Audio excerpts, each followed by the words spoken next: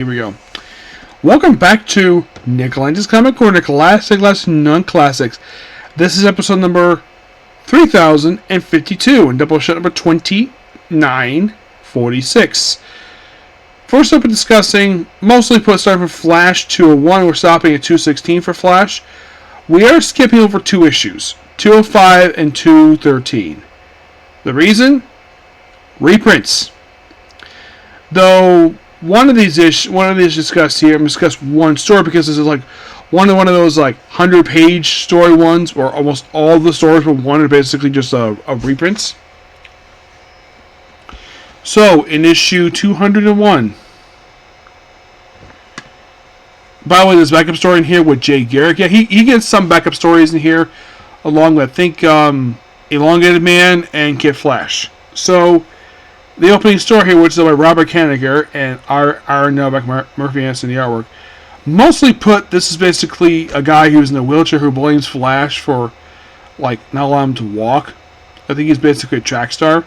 So, the whole thing is basically this nice standalone story of a guy trying to get back to walking again, which is quite nice.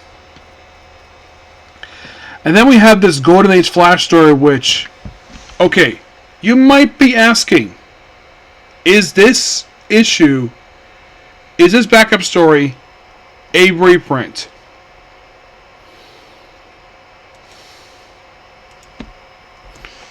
Because, it features Golden Age Flash.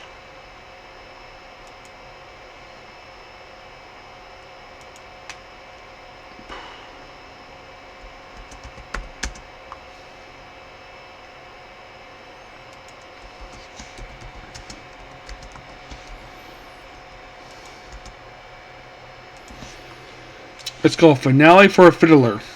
Yes, this whole story of this one is basically Jay versus the Fiddler. Now,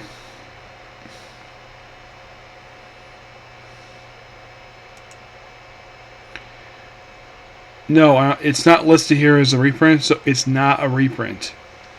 It is mostly put the Jay Garrick Flash face off against, now, let's see. Yeah, it's an original story where they also fight the Turtle Man, who is a Earth 1 villain. Yes.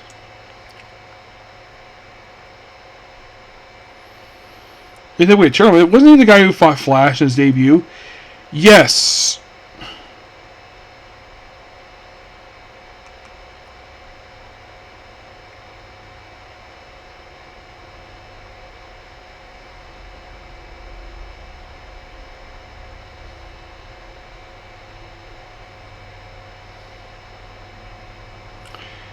Yeah, and this, of course, Jonas here, obviously, playing a very small role in the story. And there is a third story in this issue, but it's a reprint. But I do enjoy stories with, basically, the Fiddler. Though for some reason, when they brought him on the Flash TV show, they basically gender swapped him. So also about 202, we have the apparent death of Iris, but she's not really dead. The whole thing is saving Iris from a cult. The backup story is basically Kid Kid Flash story. It's mostly put basically deal with a bully. And this is by Steve Skeets, not Robert Kanigher. Steve Skeets with Dick Dillon the artwork. For 203, this is a nice standalone. It's basically full story. So the whole thing with this one, this actually is something that will be playing up a little bit throughout the rest of pre-crisis stuff for Flash. And it's not really mentioned very much post-crisis. So 203 reveals that Iris is actually from the future. From 1,000 years in the future. And that the West are actually just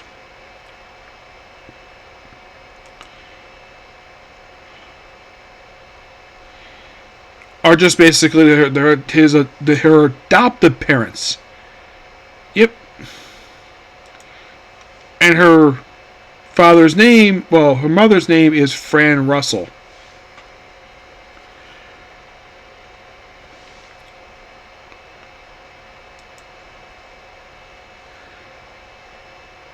Yeah, her appearances were very occasional. They did also return for 210 when Flash decided to visit in the future once again. That is the big thing with this issue, is that Flash finds out his wife's secret, that she's in the future. And then 204, this is a weird one, where Iris, in public, starts blabbing people's superheroes' real names. But then when she's in a phone, which is Flash by herself, she's like, "What's going on, Barry? What am I in here for?" "Because you've been blabbing everybody's real name." Like, really? I've been doing that? Yeah, apparently it's like a gas in the air.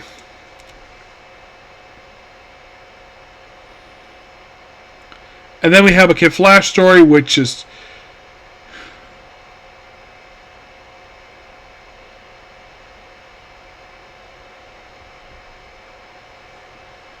Oh yeah, and also for some reason, this other Green Lantern's on the cover. He's not in the book. It's actually Green Arrow. Apparently, Julius Schwartz, basically, this was an error on his part, so...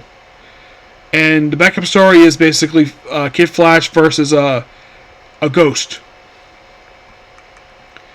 And who writes this one? Steve Skeets. Skipping straight to 206, because 205 is a reprint. Now, the whole thing, you have Iris be immortal for one issue thanks to a potion she took. The backup story is the return of Elongated Man, where he fights Mirror Master and No Sue. It's basically just Elongated by himself. His wife is simply is not here. Oh, and in case you're curious, though, Carrie Bates writes the story. Dick Turner on the artwork. Now, in the case of 207, it's also a flashback between this one, where Flash takes on Sargon the Sorcerer once again.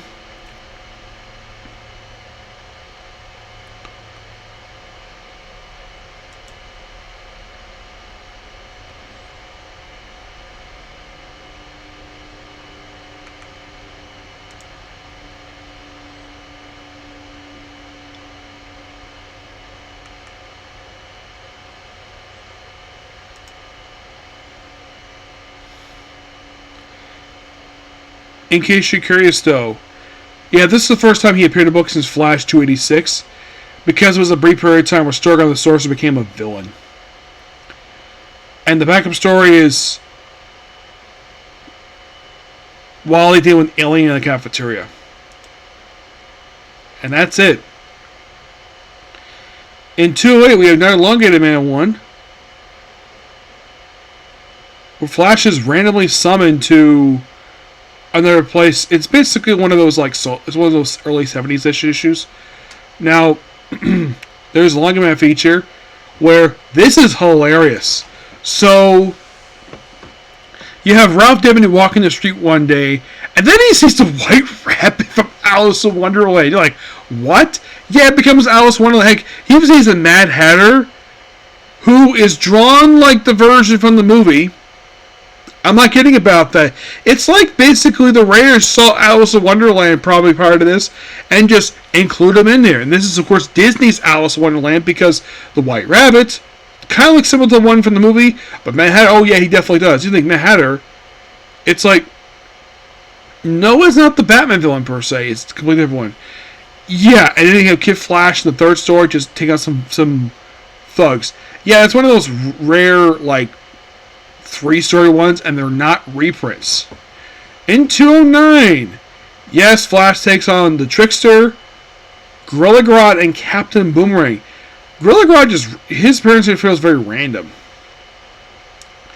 The backup story features Kid Flash taking some thugs, and there is a Elongated Man issue in here, but it's just a reprint. In Flash 210, this is basically a return of his in-laws, where Flash and I was going to the future, and they found, Abe Lincoln's been assassinated by John Wilkes Booth. And by the way, they actually have him say, I kid you not, the very line he said, apparently after he shot Abe Lincoln. Except here he kills him with a futuristic gun, and says it before he kills him. And apparently the Abe Lincoln who died was a descendant of his. It is one of the most interesting stories. It was just a duplicate. It's like they recreated the actual event. And it's the only, now, there is a couple other stories in this one.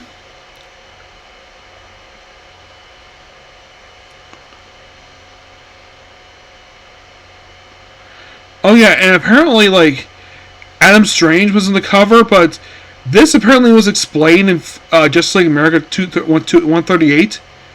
Yeah, this actually was to explain that cover appearance. That's why I think he's not in the issue. It's a really interesting issue, but the backup stories in here, which is A Timeless Trick, which is basically, no. The third story definitely is reprint. Second story is basically just a weird long man story about Ralph eating a magazine. I also have Carrie Bates taking over the book, no longer Robert Kanigher. And then we have 211. We have Iris getting speed powers. I think it's Iris. No, it's Kate Crusher.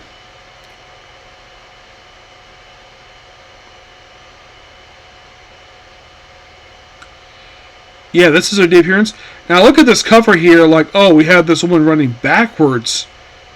And I'm like, wait, this looks familiar. This looks very similar to a cover from one of the showcase issues where you have a runner running backwards. And no, it's not a reverse flat, just a runner who just randomly runs backwards. Now, Kate Crusher is not exactly a big villain.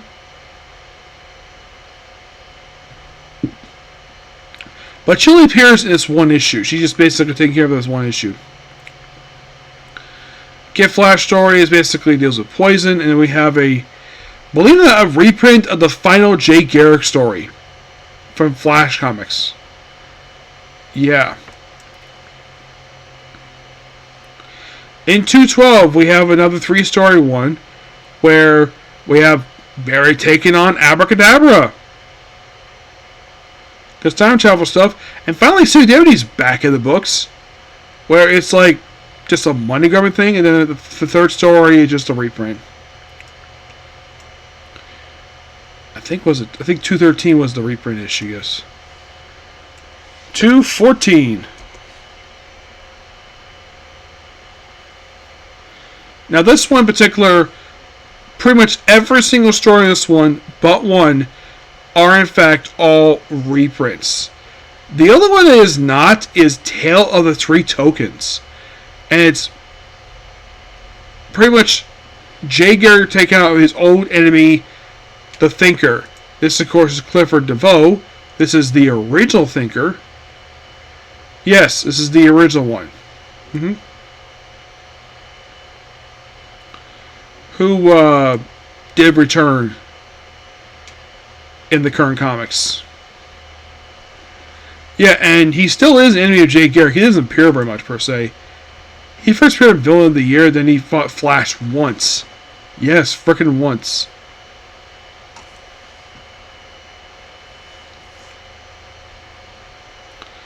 Yeah, even thinking Thinker. Didn't he pop in the Flash? He did. They had the Golden Age one appear on there. Yep. This is a guy who was confined to a wheelchair. And he had this thing for basically swap people's bodies.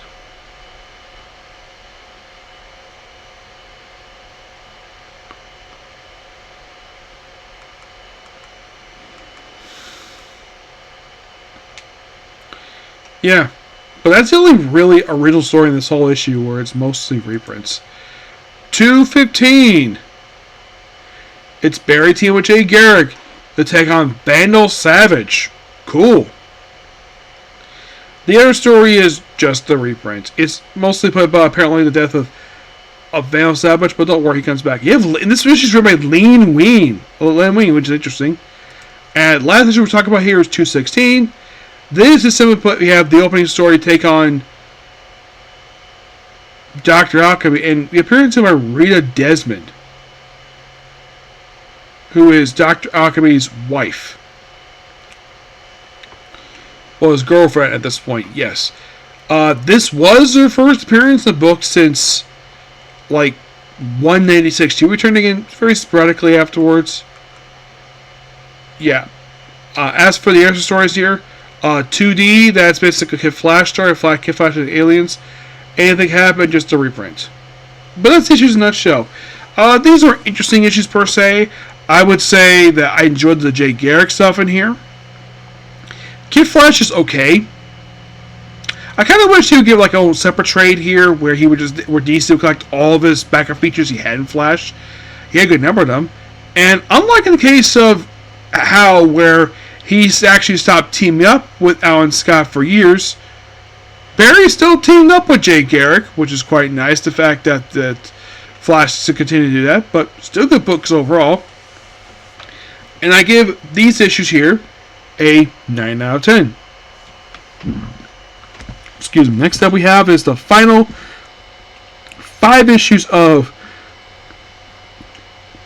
JSA All-Stars, written by, of course, Matthew Sturgis, who's now known as Lilith Sturgis.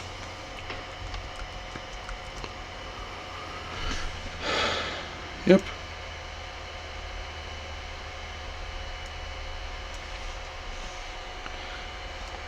And this begins the 5-part finale, well, the final 5 issues of this book, which is a collected trade known as The Puzzle Men.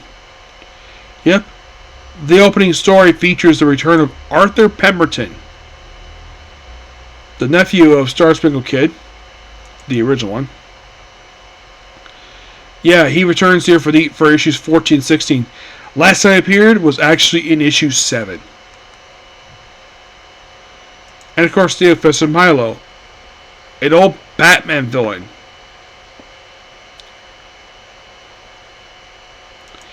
Yeah, who you might be thinking, was this the only time he appeared in JSA All-Stars? He also appeared in issue 7. And we also appeared here by Hourman and Roxy, the AI they used. And most of it just taking on him for a couple issues, for at least for the next 3 issues. We deal with Arthur Pemberton.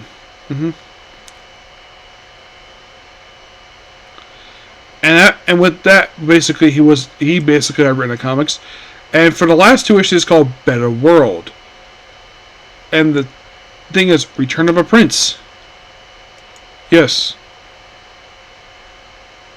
Prince is a original character.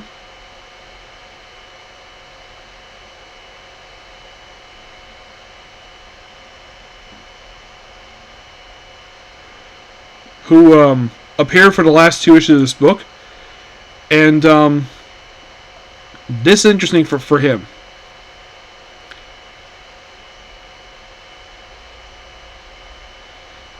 He actually kind of married Judo Master. Yeah, they had the last issue open up with him in bed with her. And then of course basically their headquarters at Starcade Ranch, it gets blown up in the last issue of this book. Yeah, the final issue of the book, issue 18, their headquarters is destroyed.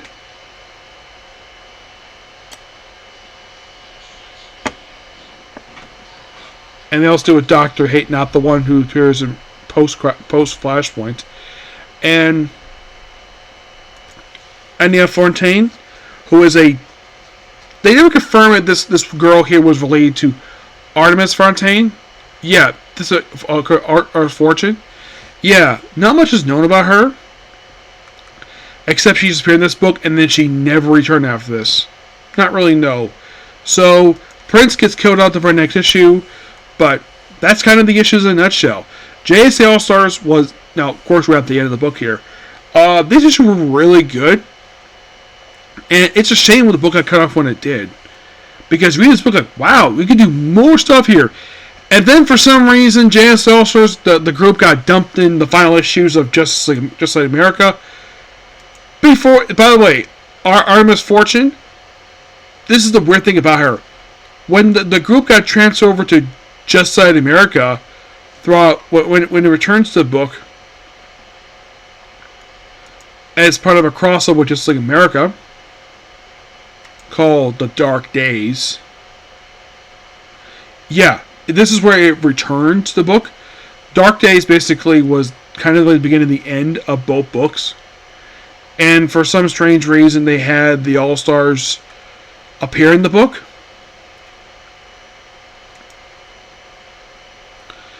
And then suddenly put by issue 49, the team disbanded. Well, they actually never seen it again after this. Yeah. So, Why did the book end after 18 issues? Was it canceled due to low sales? From what I read, it was. I don't know if it was a big seller or not, but sales was not the reason why the book ended. It ended because DC can't. This is one of those books DC acts so they can make room for Flashpoint. Yep, that was simply the reason for it. It was not because of sales. It was because of Flashpoint. Yeah, but all in all, the series was fantastic.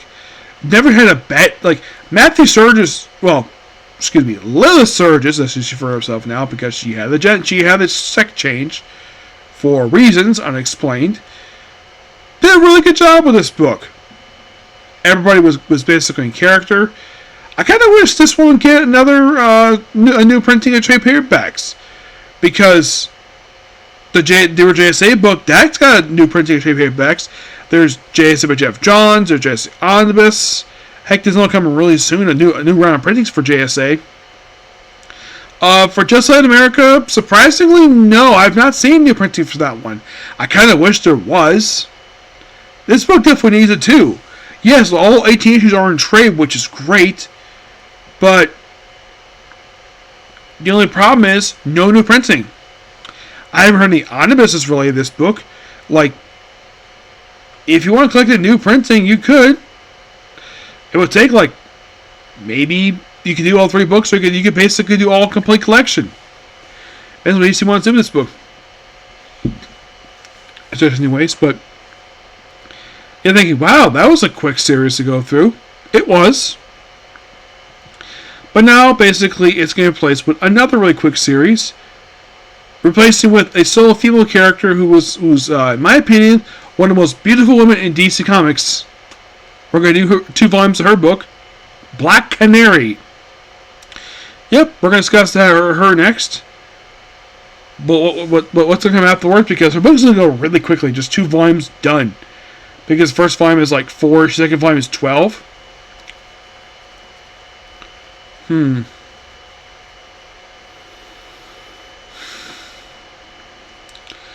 I'm going to do...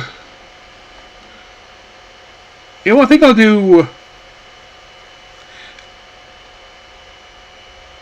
Sam Mystery Theater. Yeah, I'm going to do that one next, after that one. Yep. But as of right now, that's it for Comic Corners. I'm all caught up with Comic Corners. So, next up is Welcome to Japan Myself. Okay? See you. Bye.